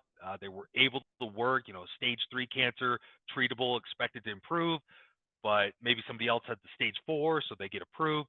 It is so, so specific that if anybody asks if X, Y, and Z will get approved, I say, you've got to apply. You've got to apply, got to apply. Same thing, similar thing, individual never be able to work due to genetic disability. What program is available for him? So typically, he would apply for SSI because he doesn't have that work history. Then possibly once mom or dad apply for Social Security, that individual might be eligible for disabled adult children's benefits, which would pay most likely a higher benefit amount and make him also eligible for Medicare. How and when to apply. So again, when is going to be as soon as they're disabled. If you've already called and figured out that you're above the income and resource limits, likely that next step and when to apply will be upon reaching age 18. How is going to be number 1, online, or number 2, by calling for an appointment. What bumps can I expect along the way? This is a great question because it is going to be bumpy. It is going to be rocky. It is going to be a very, very personal and possibly painful experience for you, just typing everything out, reliving everything, rehashing out what you know, and then basically putting it into a form that's designed for use across the United States for all 330, 50 million, however many people are in the United States. So there are going to be points where you are angry, you're sad, you're mad. All sorts of emotions are going to come about. And that just itself, bringing those emotions, that's going to be a bump. Number 2, it is a nationwide system. It is something that everybody is going to go through and fill out the thing, whether they've been disabled since birth, whether they were in a car accident a week ago. Everybody's going to have to fill this exact same form out. So there's going to be points where it feels a little impersonal. There's going to be points where just, man, this doesn't feel right. Fill everything that you're asked to fill out, fill it out. Make copies of what you're asked to fill out, because you may get asked to fill something else out that looked exactly like what you just filled out. And number 1, if it truly is a duplicate request, you've already got the copy that you made, make another copy and mail it in, because maybe that original one got lost. Maybe it's on somebody else's desk and it never made it to the person that it needed to. That could be a bump. So make copies of everything that you get asked to submit. Whatever you get asked to fill out, fill it out and return it. Expect delays. Expect that it's going to take a while. Expect, and maybe I'm talking, maybe I shouldn't be going into this much, but it's going to feel like it's a job in of itself. It's going to feel like you're pushing the boulder up the hill. It is going to take time. It is going to take energy. It is going to take effort. There's no way around that. That's just I'm not going to lie and say it's a smooth and easy process and it'll be good and it'll all get figured out. It will, but you're going to have to do a lot of work. Whatever you can do to make it easier for the people that are making the decision, not in the sense of, oh, this guy made it easy for us, so we're going to approve it. But when you are painting this picture of your family's or your child's life and conditions, if you make a clear enough, if you put enough dots on the painting for us to connect, it's going to make it that much easier for us to come to the conclusion that you're looking for. And again, not that it's a guarantee of anything, but if I just throw something at the wall to see what sticks, I'm likely not going to get a very good picture. But if I put a, dot one, dot two, dot three, and I make a nice little template, you're going to find that the outcome might be more positive. So do as much as you can, take as much of the burden, and again, I'm probably being a little bit too blunt and honest, but take as much of the burden as you can, bear it, fill out the forms. It's going to be hard. Should it be easier? Yep. Should it be quicker? Yep. Are there a number of reasons why it's not that are legitimate reasons? There are, but none of that's going to change what we live in, the reality that we live in. It's going to be hard. It's going to take time. There is no shortcut. You've got to put in the work. And a lot of those bumps are bruises and hits that you're going to have to take, filling out the forms, mailing them back, waiting to get in touch with somebody, waiting for the process to get figured out, waiting for the final decision, maybe needing to file an appeal. Don't give up, but know that it's going to be, for lack of a better term, and again, I probably definitely shouldn't say a battle. It's going to be tough, but if you go into it with that mindset of the definition that I'm looking to prove, of how it's really going to be, what you'll need to do, and how you'll need to get through it, you're going to be a little bit better prepared to make it through those bumps. So hopefully I didn't scare anybody away, but I just really want you guys to have that mindset of attacking it and just owning it and attacking it and doing the very, very best that you can. Sorry, got on a huge If soapbox there. no, but Um, if you know somebody who's done it before and they've done it successfully, they can be a good help. They can give you some good input, and even when you just need to vent, they're good. yes, always talk to your friends, talk to your family. Don't get discouraged by their experiences. Take the positives, take the negatives with a grain of salt. There are also lawyers that can help you with the application. At the initial and reconsideration level, they're going to help you fill out the forms. They're not going to know any magic answers. They're not going to know any specific this, that, or the other. They're going to ask you the question on the form. You're going to answer their question. They're going to type the form into the computer. If you have to go to the hearings level, that's where maybe getting a lawyer might be a little bit I don't want to say more beneficial, because there's definite benefits at the initial and reconsideration level if you need help filling out the forms and you need that representation. I don't mean to discourage anyone from seeking representation out at any stage. They are available. Um, you don't pay them directly. If you get approved, some of the money comes out of the back pay. But that might be for some people what they need from the very first part, because you've got an advocate in your corner. You've got somebody who's done this before. So I don't downplay the value of an attorney at any point. If you're looking for recommendations, turn the TV on during the day. You'll see some of the paid programming. Google Social Security Disability Lawyers. I can't recommend any group, or recommend that you don't go with any group, but um, they do exist. They are there. By and large, the majority of them are legitimate. If they're registered with Social Security to represent you, uh, you can definitely use them. How is moderate disability defined? We are an all or nothing type thing. You are disabled under Social Security or you are not. Some people might get approved with what's considered to be a moderate diagnosis or a mild diagnosis or severe diagnosis, or this end of the spectrum or that end of the spectrum. But there is no, oh, you've got XYZ outside of, some stage 4 cancers and real terminal stuff. Um, Maybe you get approved the moderate, maybe you get approved the mild. Apply, apply, apply. Can a person receive supplemental SSI if they work part-time? Yep, we talked a little bit about that. There'll be a offset to their benefit. It's a little bit less than 50 cents on the dollar. On top of working and getting the SSI, so they'll ultimately have more money than just SSI alone. They may also gain insured status or that work history for the SSDI program. And more importantly, there are a lot of benefits that come from working, a social aspect, an economic aspect, just an individual mental health aspect. So there's a lot of benefits to working. So if you're on SSI or SSDI, you definitely can work. Process if I need to present conservatorship for my kid. That would be you'd apply to be the representative payee. We have a short little application process we go through. How soon before or after my son turns 18 should I apply? Give it a week after the kid turns 18. You're not getting anything or losing anything by waiting that week, but just wait until they're at least 18. Son's who's autistic, nonverbal, official diagnosis, autism in June. Hang on, reading the rest of the question. Would my son qualify for any of these two programs? Maybe. And again, that's the short answer is maybe. The long answer is file an application, go through the process, fill out the forms as thoroughly and completely and as accurately as possible, get a decision.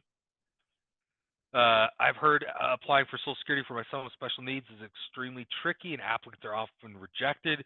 Love to hear any tips on how, like I talked about, thorough, complete, accurate, paint the picture. You see this 24 hours a day. The person that's making the disability application is looking at medical records and the answers to the forms that you fill out. Medical records are great for what they are. Medical records are not great for generally determining somebody's ability to work and make a specific dollar amount. That's where the answers to your forms, questionnaires, your statements, your narrative, your explanation. Don't assume anything. Assume, and I just tell you to assume that the person that is reviewing your application has no idea what a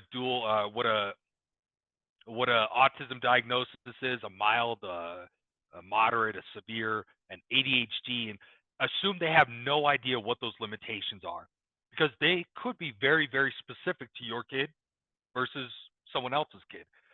So use the forms, the paperwork, fill everything out, explain your situation, write a story, write a letter, add anything that you want to help clarify some things that you think would help. Don't lie, don't embellish, don't fudge, but just make sure that the truth is presented. Question about what program is son be eligible for? Husband owns a business. Level of income by net income. So we talked a little bit about that. Short answer is call the office, let them know what the dollars and cents look like, and we'll figure that out. Child doesn't qualify because of the income qualifications. What other options do we have? From Social Security, to be blunt, if you're above the income qualifications as a family, nothing. Once the child turns 18, they're their own adult. Evaluate them on their own right. But until then, that SSI program for kids does take into account mom and or dad's income. Apply for a 10-year-old son if he qualifies. Again, you got to apply to find out. I can't make a decision. I can't tell you yes or no. Call the office, schedule an appointment, or apply online. Is Social Security disability insurance what people mean when they talk about being on disability? SSDI could be what they mean. SSI could be what they mean. Some states have a state disability insurance. Some places might have workers' comp, might have a long-term disability policy. Short answer is it might be, but being on disability is kind of a vague euphemism phrase for a whole number of benefits. Diabetes type 1, a major disability in Social Security's eyes. It is a disability, but it is something that we'll still evaluate that person's ability to work. So you've met that first factor that they've got something medical, and we would need to prove that it's going to last for at least 12 months or more. Likely would. I don't think diabetes type 1 is curable. And then number 2, we'd have to look to see if it's going to impact your ability to work and make that 1640 limit. Is it better to apply for your child before they are 18 or after they're 18 if one parent is already on disability and the other has a good job? So if they're under the age of 18 and mom and dad's income and resources are below the threshold, go ahead and apply. If mom and dad's income is above the threshold, got to wait till they turn 18. Is it better to apply online or can you apply in person? You can do either. You can apply online, you can apply in person, you can apply over the phone. Applying online has all of the exact same questions that are asked in person, all of the exact same questions that are asked over the phone. The questions that we ask, there's no trick question. There's no phrasing that we'll use. There's no, okay, Nathan said this, but what he really meant was that. When you ask, or rather, when we ask you the same question that appears online, and you say, diabetes type 1, ADHD, intellectual disability, we type in word for word what you tell us. So we are basically just the medium in which your answers are put onto an application. If you apply online, you're being asked the same series of questions. There's no special phrasing, wording, coding. There's no translation or spin that we put on your answers. So if you're somebody who I won't do anything online, I won't do anything over the phone, go ahead and knock yourself out, schedule an in-person appointment. If you're somebody that says, I'm kind of iffy, apply online. You can stop, you could save your progress, you can come back to it. If you do it an appointment over the phone or in person, again, you're looking at least 3 hours worth of work condensed into an hour to an hour and 10 minutes. So my advice, again, not just because it's what Social Security pays me to say, apply online. There's no, I thought in the chat there was a question about that. Hang on. Yeah, there was, so I know a dumb question, but you're saying first thing to do is get on ssa.gov/disability. Yeah, if you want to apply for benefits, ssa.gov, and apply for benefits, it'll ask you what you're applying for. If you go directly to that disability page, it might cut out the retirement and the widow's benefit application questions, or at least the screener questions. But short answer is, yeah, if you're looking to apply, ssa.gov, apply for benefits, it'll guide you through what you're trying to apply for. Or if you get straight to the ssa.gov/disability, I'll check and see if there's a link to the apply button. And Nathan, while you're Yeah. looking, if somebody wants to be sent an application, can they call and they'll send it to them? If they call that number, the one you showed from the website? Yep. So we can mail them one. We can email them a link to the application, the disability report, the SSI application.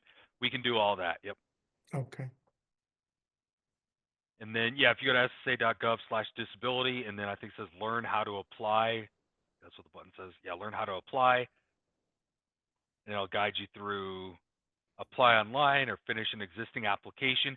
It's pretty easy to navigate. I know it's a bit overwhelming, but it's pretty easy to navigate. Let's see.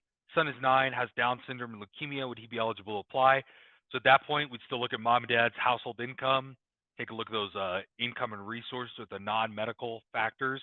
If we are eligible at that point, we'd then go ahead and proceed and get a medical decision about the case. Son is almost 18. Am I too late? Should I wait until he turns 18 in 2 months to apply? If you're thinking that your family's under the income and resource limit, common thread, if you're under that limit, go ahead and apply. If you're over the limit, wait until they turn 18. The steps to applying, we talked a little bit about that. Income limits, we talked a little bit about that, but again, it's very case specific. So call the office for an evaluation or a general question about your specific case. Let's see. Tried working with struggling because of his autism. Again, same thing. Social Security is going to administer the SSDI or the SSI programs. If you think you're eligible, if you want to apply, go ahead and apply. Interview for SSI look like? What information should one have prepared for the interview? How long does it take? To find out if one qualifies, what are the factors? So we talked a little bit about the factors: income, resources, the technical or the non-medical stuff, and of course you have to get a medical approval from us. How long does it take? Nationwide, 6 to 8 months. I think Utah's average is 231 days. What information should one have prepared?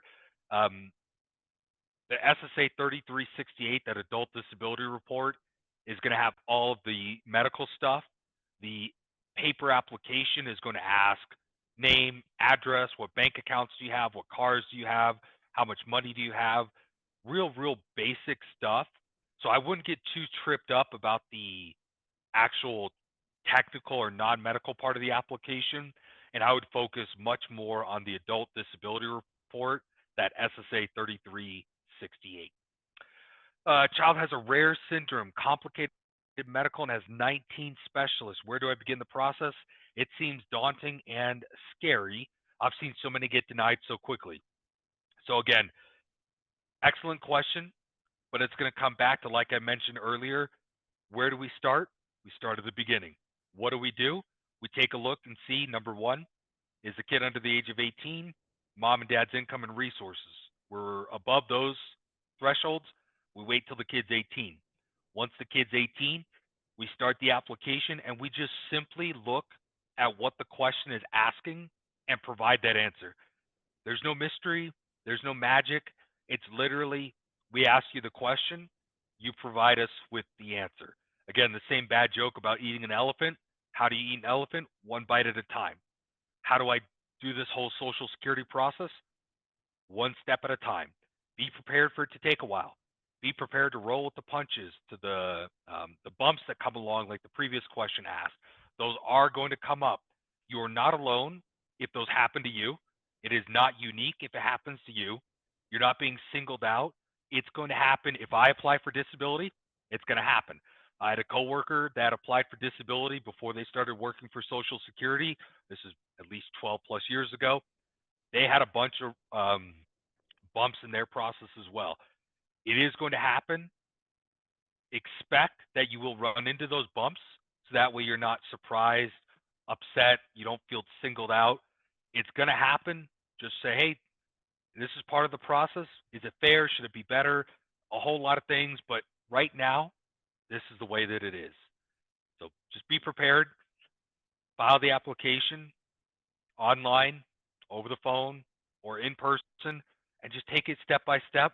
And I know it's easy for me to say that it's not that hard, because I do this kind of thing every single day, and it's not me or my kid that I'm applying for. But trust me, I can understand, or at least begin to understand, where you're coming from how daunting it is. Because where I'm at now and the experience I have now with this agency, I still have the mindset of, how does this look to somebody who's never done it before? Because when you first start in this job, you've never done it before, and you're responsible for administering these programs for everyone else. So I get the frustration and the challenges and the difficulties, but I also see that I'm able to say it's not that hard. And I get that sounds callous, but it really is just a matter of, I'm asked to fill this form out.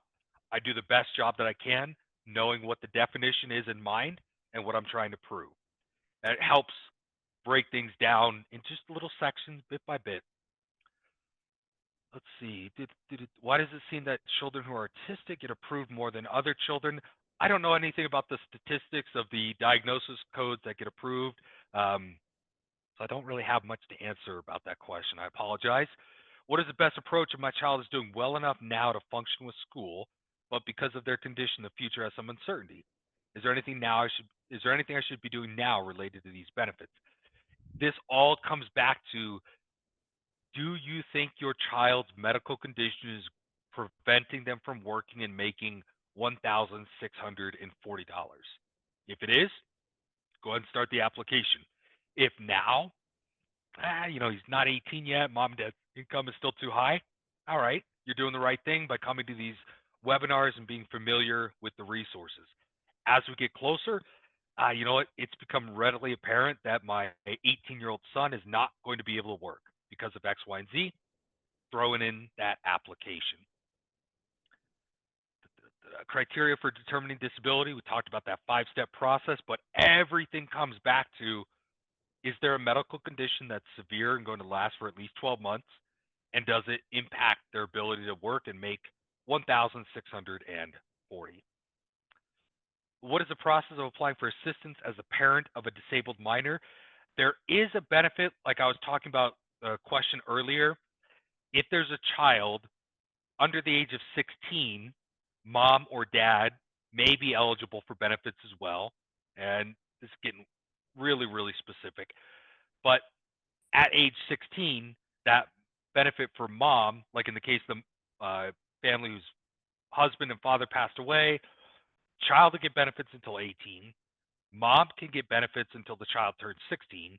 But if that child has a disability, the mom can continue getting benefits at age 16 and beyond for the kid. Anyways, in that case, sorry, I'm probably muddying the waters for everybody. Call the office. They'll schedule you with an appointment to apply for those benefits. What does the process look like? Timeline, talked about that. Who qualifies? We talked about that. What services are option? Or what services are offered? That's a good question. Social Security administers almost exclusively a monetary benefit.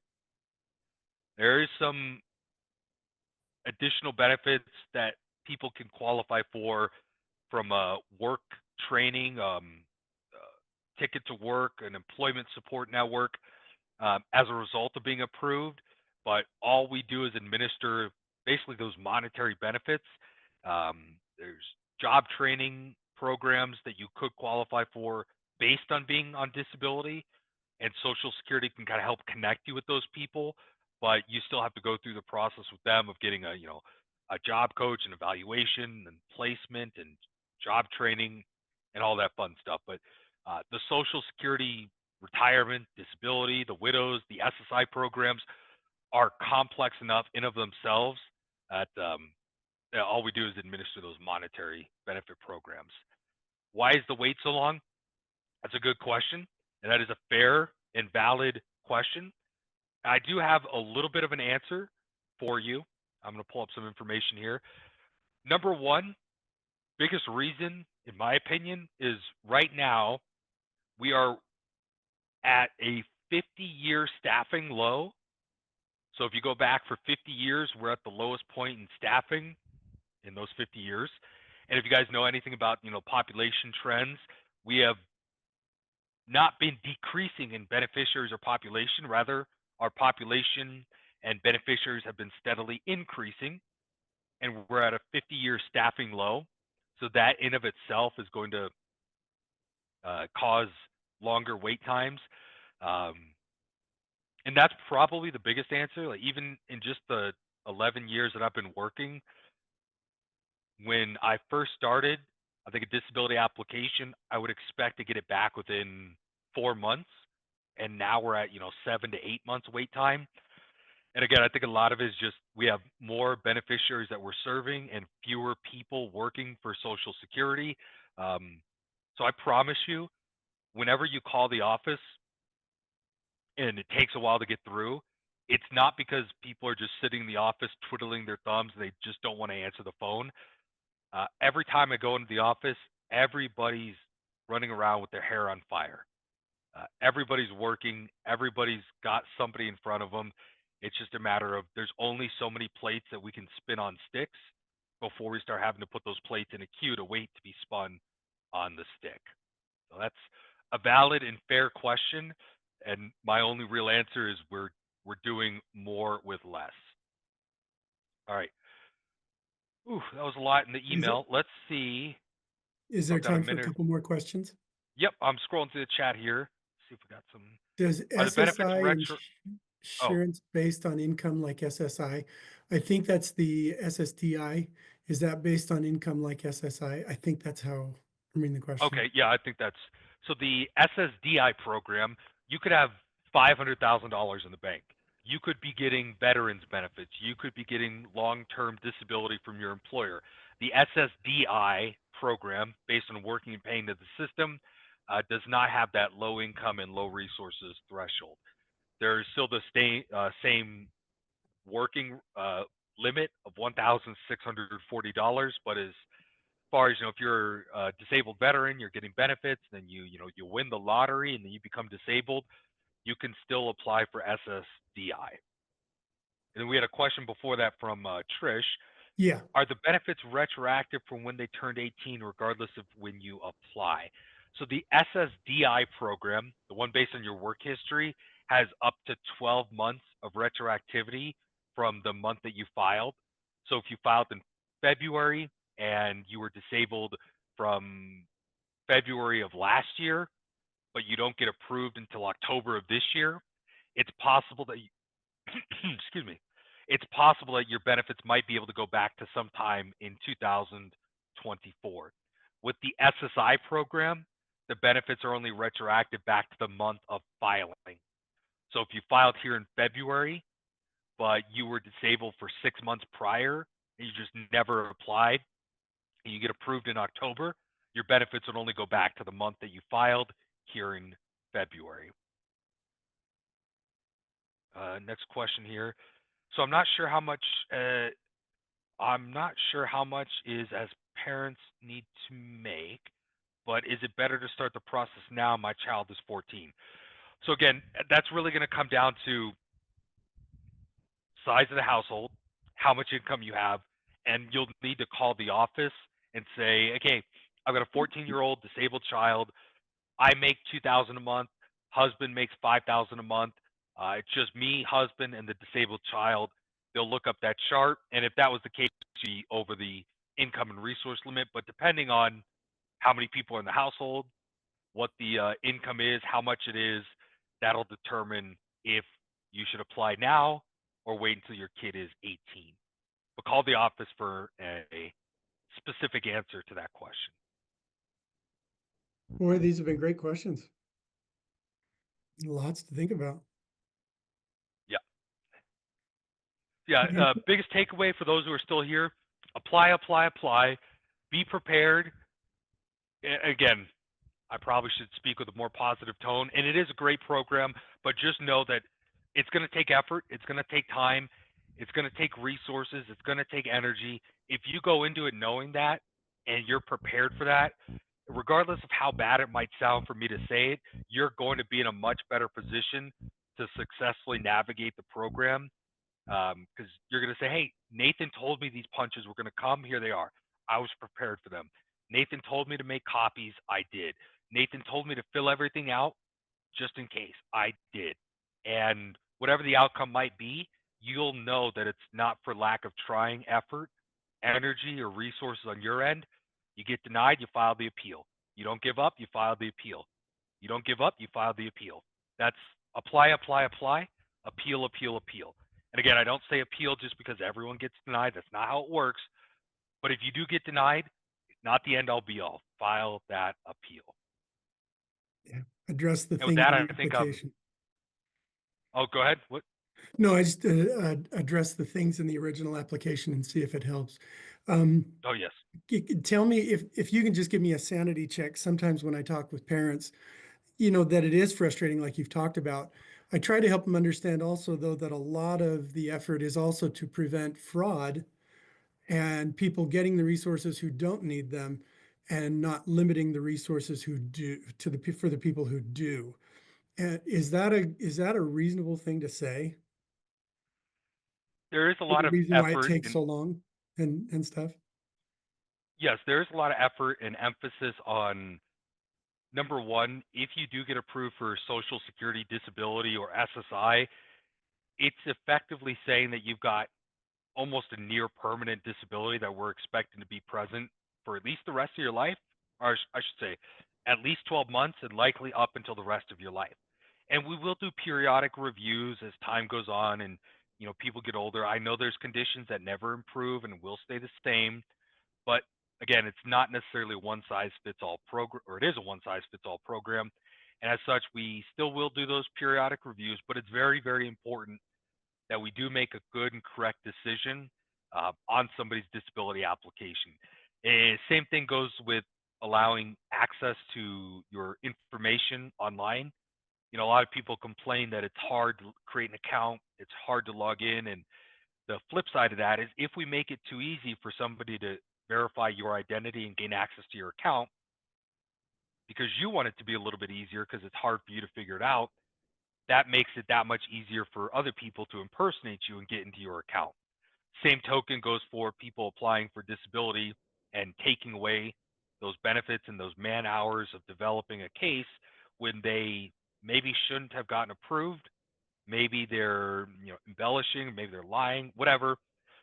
We do have to do a good, thorough job because on the one hand, we're here to administer the programs, but on the other hand, we are part of our mission is to be good stewards of the trust funds and the taxpayer dollars.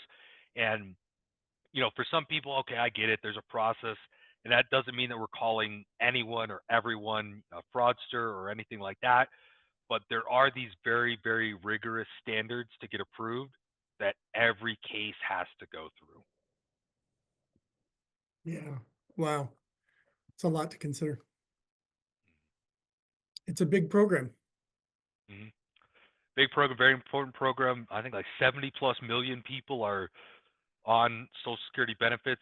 Um, so it's a large population on benefits here. I am so grateful you were willing to say, "Hey, I'll stay in there. We'll answer these questions." That was terrific.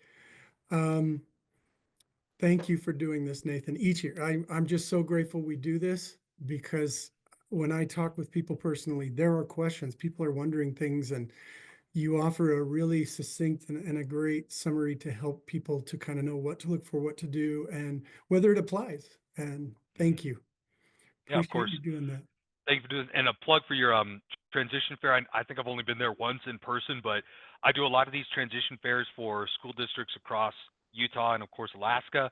And the one that you put together, James, for the school district, it blew my mind. The amount of effort, the amount of preparation, the amount of organization, the number of people that you get to come uh, for parents and families that are transitioning out of the school district to kind of give them that handoff to help them understand what's next and what resources are available. Even I do this for a living. If I had to go through this for me or my family member, it would still be a struggle for me, let alone for somebody who doesn't have the background that you and I might have. For you to put all of those resources together, my hat's off to you. That's Thank you. got to take months and months and months to put together. I know it does, and you can tell the amount of effort and energy you put in that. And I think the family in your district are very, very fortunate. You're kind. Thank you. It's definitely an effort of passion and love. The whole Mhm. committee. I'll pass that on to them. Thank you. Yep. Well, thank you, Well, everybody, and James, thank you, and have a great rest of your night.